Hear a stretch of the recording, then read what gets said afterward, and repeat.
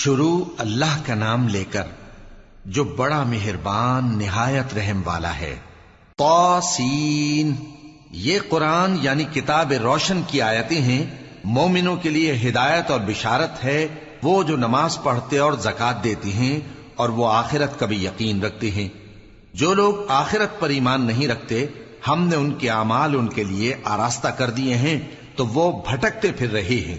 یہی لوگ ہیں جن کے لیے برا عذاب ہے اور وہ آخرت میں بھی بہت نقصان اٹھانے والے ہیں۔ اور تم کو یہ قرآن اس حکیم و علیم کی طرف سے عطا کیا جاتا ہے۔ جب موسیٰ نے اپنے گھر والوں سے کہا کہ میں نے آگ دیکھی ہے، میں وہاں سے رستے کا پتہ لاتا ہوں یا کوئی شعلہ یعنی ایک انگارہ تمہارے پاس لاتا ہوں تاکہ تم آگ تاپو۔ جب موسیٰ اس کے پاس آئے تو ندا آئی کہ وہ جو آگ میں تجلی دکھاتا ہے بابرکت ہے، اور وہ جو آگ کے ارد گرد ہے، اور اللہ جو تمام عالم کا پروردگار ہے پاک ہے۔ اے موسیٰ، میں اللہ ہوں، عزت والا، حکمت والا، اور اپنی لاٹھی ڈال دو۔ سو جب اسے دیکھا تو اس طرح حرکت کر رہی تھی گویا سانپ ہے، تو پیٹ پھیر کر بھاگے اور پیچھے مڑ کر نہ دیکھا۔ فرمایا، اے موسیٰ ڈرو مت، میرے پاس پیغمبر ڈرا نہیں کرتے۔ ہاں، جس نے ظلم کیا پھر برائی کے بعد اسے نیکی سے بدل دیا تو میں بخشنے والا مہربان ہوں۔ اور اپنا ہاتھ اپنے گریبان میں ڈالو، بے عیب سفید و روشن نکلے گا۔ ان 2 معجزوں کے ساتھ جو 9 معجزوں میں داخل ہیں فرعون اور اس کی قوم کے پاس جاؤ کہ وہ بدکردار لوگ ہیں۔ پھر جب ان کے پاس ہماری روشن نشانیاں پہنچیں تو کہنے لگے یہ کھلا جادو ہے، اور بے انصافی اور غرور سے ان کو ماننے سے انکار کیا، جبکہ ان کے دل ان کو مان چکے تھے۔ سو دیکھ لو کہ فساد کرنے والوں کا انجام کیسا ہوا۔ اور ہم نے داؤد اور سلیمان کو علم بخشا، اور انہوں نے کہا کہ اللہ کا شکر ہے جس نے ہمیں اپنے بہت سے مومن بندوں پر فضیلت دی۔ اور سلیمان داؤد کے قائم مقام ہوئے اور کہنے لگے کہ لوگوں، ہمیں اللہ کی طرف سے پرندوں کی بولی سکھائی گئی ہے اور ہر چیز عنایت فرمائی گئی ہے، بے شک یہ اس کا خاص فضل ہے۔ اور سلیمان کے لیے جنوں اور انسانوں اور پرندوں کے لشکر جمع کیے گئے اور پھر ان کی جماعتیں بنائی گئیں، یہاں تک کہ جب چیونٹیوں کے میدان میں پہنچے تو ایک چیونٹی نے کہا کہ چیونٹیوں، اپنے اپنے بلوں میں داخل ہو جاؤ، ایسا نہ ہو کہ سلیمان اور اس کے لشکر تم کو کچل ڈالیں اور ان کو خبر بھی نہ ہو۔ تو وہ اس کی بات سے ہنس پڑے اور کہنے لگے کہ اے پروردگار، مجھے توفیق عنایت کر کہ جو احسان تو نے مجھ پر اور میرے ماں باپ پر کیے ہیں ان کا شکر کروں، اور ایسے نیک کام کروں کہ تو ان سے خوش ہو جائے، اور مجھے اپنی رحمت سے اپنے نیک بندوں میں داخل فرما۔ اور جب انہوں نے پرندوں کا جائزہ لیا تو کہنے لگے کیا سبب ہے مجھے ہدہد نظر نہیں آتا؟ کیا کہیں غائب ہو گیا ہے؟ میں اسے سخت سزا دوں گا یا ذبح کر ڈالوں گا یا میرے سامنے اپنی بے قصوری کی واضح دلیل پیش کرے۔ ابھی تھوڑی ہی دیر ہوئی تھی کہ ہدہد آ موجود ہوا اور کہنے لگا کہ مجھے ایک ایسی چیز معلوم ہوئی ہے جس کی آپ کو خبر نہیں، اور میں آپ کے پاس ملک سبا سے ایک یقینی خبر لے کر آیا ہوں۔ میں نے ایک عورت دیکھی کہ ان لوگوں پر حکومت کرتی ہے اور ہر چیز اسے میسر ہے، اور اس کا ایک شاندار تخت ہے۔ میں نے دیکھا کہ وہ اور اس کی قوم اللہ کو چھوڑ کر آفتاب کو سجدہ کرتے ہیں، اور شیطان نے ان کے اعمال انہیں آراستہ کر دکھائے ہیں اور ان کو رستے سے روک رکھا ہے، پس وہ رستے پر نہیں آتے، اور نہیں سمجھتے ہیں کہ اللہ کو جو آسمانوں اور زمین میں چھپی چیزوں کو ظاہر کر دیتا اور تمہارے پوشیدہ اور ظاہر اعمال کو جانتا ہے، کیوں سجدہ نہ کریں؟ اللہ کے سوا کوئی عبادت کے لائق نہیں، وہی عرش عظیم کا مالک ہے۔ سلیمان نے کہا اچھا، ہم دیکھیں گے تو نے سچ کہا ہے یا تو جھوٹا ہے۔ یہ میرا خط لے جا اور اسے ان کی طرف ڈال دے، پھر ان کے پاس سے ہٹ جانا اور دیکھنا کہ وہ کیا جواب دیتی ہیں۔ ملکہ نے کہا کہ دربار والوں، مجھ تک ایک نامہ گرامی پہنچایا گیا ہے، وہ سلیمان کی طرف سے ہے، اور مضمون یہ ہے کہ شروع اللہ کا نام لے کر جو بڑا مہربان نہایت رحم والا ہے، بعد اس کے یہ کہ مجھ سے سرکشی نہ کرو اور مطیع و فرما بردار ہو کر میرے پاس چلے آؤ۔ خط سنا کر کہنے لگی کہ اے اہل دربار، میرے اس معاملے میں مجھے مشورہ دو، جب تک کہ تم حاضر نہ ہو اور صلاح نہ دو میں کسی کام کا فیصلہ نہیں کیا کرتی۔ وہ بولے کہ ہم بڑے زوراور اور سخت جنگجو ہیں، اور حکم آپ کے اختیار میں ہے، تو جو حکم دیجیے گا اس کے انجام پر نظر کر لیجئے گا۔ اس نے کہا کہ بادشاہ جب کسی شہر میں داخل ہوتے ہیں تو اس کو تباہ کر دیتے ہیں اور وہاں کے عزت والوں کو ذلیل کر دیا کرتے ہیں، اور اسی طرح یہ بھی کریں گے، اور میں ان کی طرف کچھ تحفہ بھیجتی ہوں اور دیکھتی ہوں کہ قاصد کیا جواب لاتے ہیں۔ پس جب قاصد سلیمان کے پاس پہنچا تو سلیمان نے کہا، کیا تم مجھے مال سے مدد دینا چاہتے ہو؟ سو جو کچھ اللہ نے مجھے عطا فرمایا ہے وہ اس سے کہیں بہتر ہے جو تمہیں دیا ہے۔ حقیقت یہ ہے کہ اپنے تحفے سے تم ہی خوش ہوتے ہوگے۔ ان کے پاس واپس جاؤ، اب ہم ان پر ایسے لشکر لے کر حملہ کریں گے جن کے مقابلے کی ان میں طاقت نہ ہوگی، اور ان کو وہاں سے بے عزت کر کے نکال دیں گے اور وہ ذلیل ہوں گے۔ سلیمان نے کہا کہ اے دربار والو، کوئی تم میں ایسا ہے کہ قبل اس کے کہ وہ لوگ فرما بردار ہو کر ہمارے پاس آئیں، ملکہ کا تخت میرے پاس لے آئے؟ جنات میں سے ایک قوی ہیکل جن نے کہا کہ قبل اس کے کہ آپ اپنی جگہ سے اٹھیں میں اس کو آپ کے پاس لا حاضر کرتا ہوں، اور مجھے اس پر قدرت بھی حاصل ہے اور امانت دار بھی ہوں۔ ایک شخص جس کو کتاب الہی کا علم تھا کہنے لگا کہ میں آپ کی آنکھ کے جھپکنے سے پہلے پہلے اسے آپ کے پاس حاضر کیے دیتا ہوں۔ جب سلیمان نے تخت کو اپنے پاس رکھا ہوا دیکھا تو کہا کہ یہ میرے پروردگار کا فضل ہے تاکہ مجھے آزمائے کہ میں شکر کرتا ہوں یا کفران نعمت کرتا ہوں، اور جو شکر کرتا ہے تو اپنے ہی فائدے کے لیے شکر کرتا ہے، اور جو ناشکری کرتا ہے تو میرا پروردگار بے نیاز ہے، کرم کرنے والا ہے۔ سلیمان نے کہا کہ ملکہ کے امتحان عقل کے لیے اس کے تخت کی صورت بدل دو، دیکھیں کہ وہ سوج رکھتی ہے یا ان لوگوں میں سے ہے جو سوج نہیں رکھتے۔ پھر جب وہ آ پہنچی تو پوچھا گیا کہ کیا آپ کا تخت بھی اسی طرح کا ہے؟ اس نے کہا کہ یہ تو گویا ہو بہو وہی ہے، اور ہم کو اس سے پہلے ہی سلیمان کی عظمت و شان کا علم ہو گیا تھا، اور ہم فرما بردار ہیں۔ اور وہ جو اللہ کے سوا دوسروں کی پرستش کرتی تھی، سلیمان نے اس کو اس سے منع کیا کہ وہ کافروں میں سے تھی۔ اس کے بعد اس سے کہا گیا کہ محل میں چلیے۔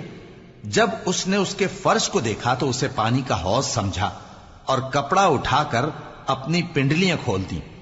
سلیمان نے کہا، یہ ایسا محل ہے جس کے نیچے بھی شیشے جڑے ہوئے ہیں۔ وہ بول اٹھی کہ پروردگار، میں اپنے آپ پر ظلم کرتی رہی تھی، اور اب میں سلیمان کے ساتھ اللہ رب العالمین پر ایمان لاتی ہوں۔ اور ہم نے سمود کی طرف ان کے بھائی صالح کو بھیجا کہ اللہ کی عبادت کرو، تو وہ دو فریق ہو کر آپس میں جھگڑنے لگے۔ صالح نے کہا کہ اے قوم، تم بھلائی سے پہلے برائی کے لیے کیوں جلدی کرتے ہو، اور اللہ سے بخشش کیوں نہیں مانگتے تاکہ تم پر رحم کیا جائے؟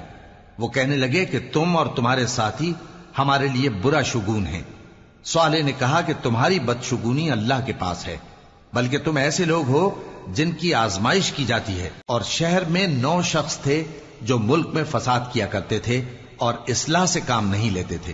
کہنے لگے کہ اللہ کی قسم کھاؤ کہ ہم رات کو اس پر اور اس کے گھر والوں پر شبخون ماریں گے، پھر اس کے وارثوں سے کہہ دیں گے کہ ہم تو اس کے گھر والوں کے موقع ہلاکت پر تھے ہی نہیں، اور ہم سچ کہتے ہیں۔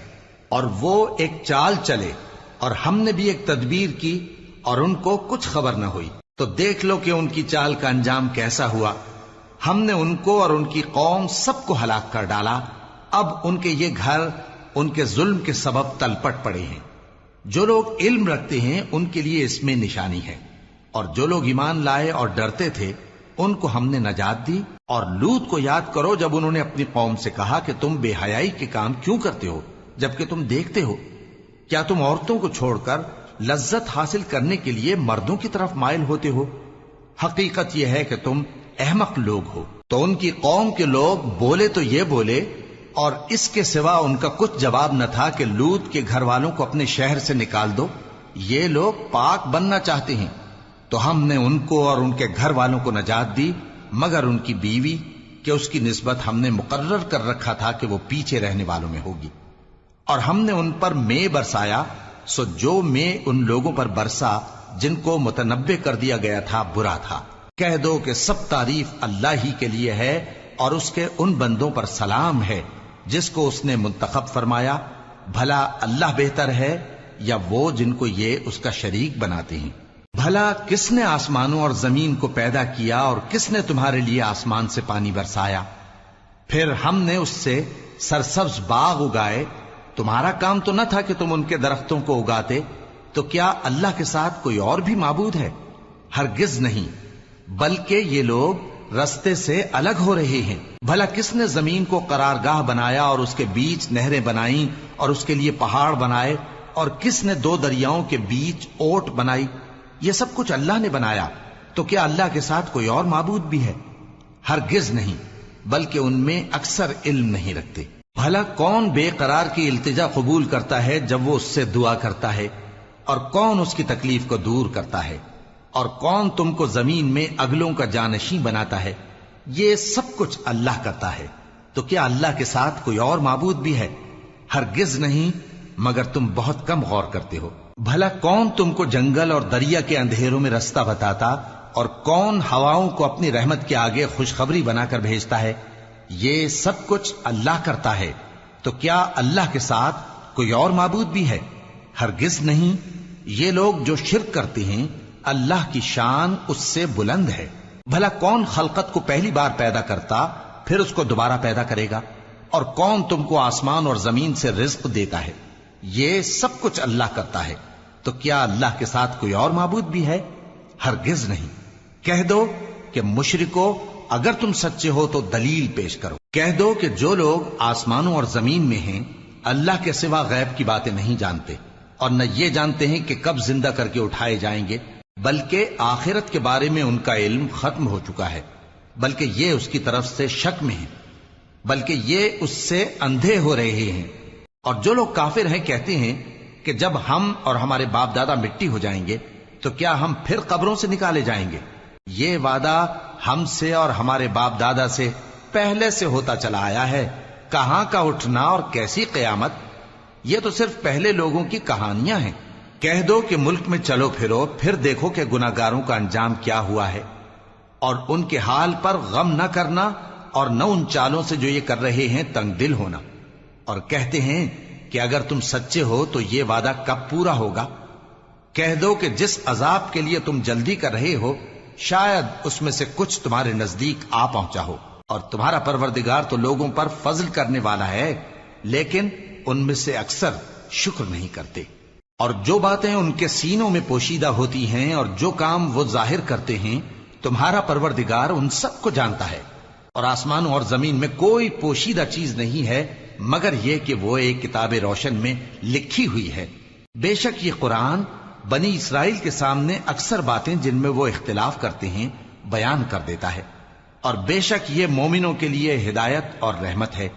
تمہارا پروردگار قیامت کے روز ان میں اپنے حکم سے فیصلہ کر دے گا، اور وہ غالب ہے، علم والا ہے۔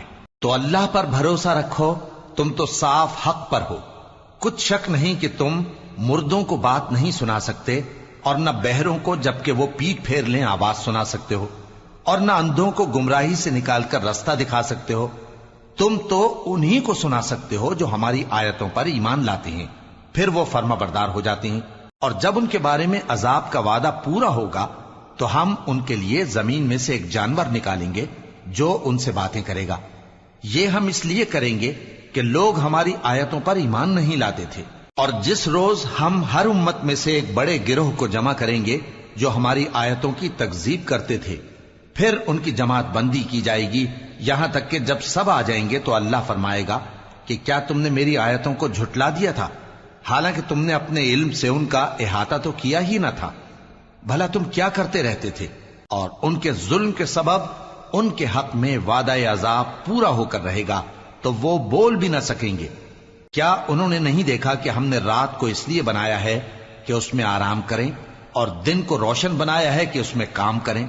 بے شک اس میں مومن لوگوں کے لیے نشانیاں ہیں۔ اور جس روز سور پھونکا جائے گا تو جو لوگ آسمانوں میں اور جو زمین میں ہیں سب گھبرا اٹھیں گے، مگر وہ جسے اللہ چاہے، اور سب اس کے پاس عاجز ہو کر چلے آئیں گے۔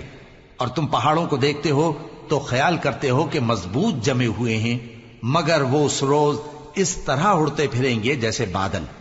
یہ اللہ کی کاریگری ہے جس نے ہر چیز کو مضبوط بنایا، بے شک وہ تمہارے سب افعال سے باخبر ہے۔ جو شخص نیکی لے کر آئے گا تو اس کے لیے اس سے بہتر بدلہ تیار ہے، اور ایسے لوگ اس روز گھبراہٹ سے بے خوف ہوں گے، اور جو برائی لے کر آئے گا تو ایسے لوگ औंधे मुंह दोजख में डाल दिए जाएंगे।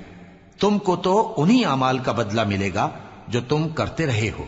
कह दो, मुझको यही इरशाद हुआ है कि इस शहर मक्का के मालिक की इबादत करूं जिसने इसको मुहतरम बनाया है और हर चीज उसी की है, और मुझे यह भी हुक्म हुआ है कि मैं फर्माबरदार रहूं और यह भी कि कुरान पढ़ा करूं। अब जो शख्स राह रास्त इख्तियार करता है तो अपने ही फायदे के लिए इख्तियार करता है, और जो गुमराह रहता है तो कह दो कि मैं तो सिर्फ खबरदार करने वाला हूं। और कहो कि अल्लाह का शुक्र है, वो तुमको अनकरीब अपनी निशानियां दिखाएगा तो तुम उनको पहचान लोगे, और जो काम तुम करते हो तुम्हारा परवरदिगार उनसे बेखबर नहीं है।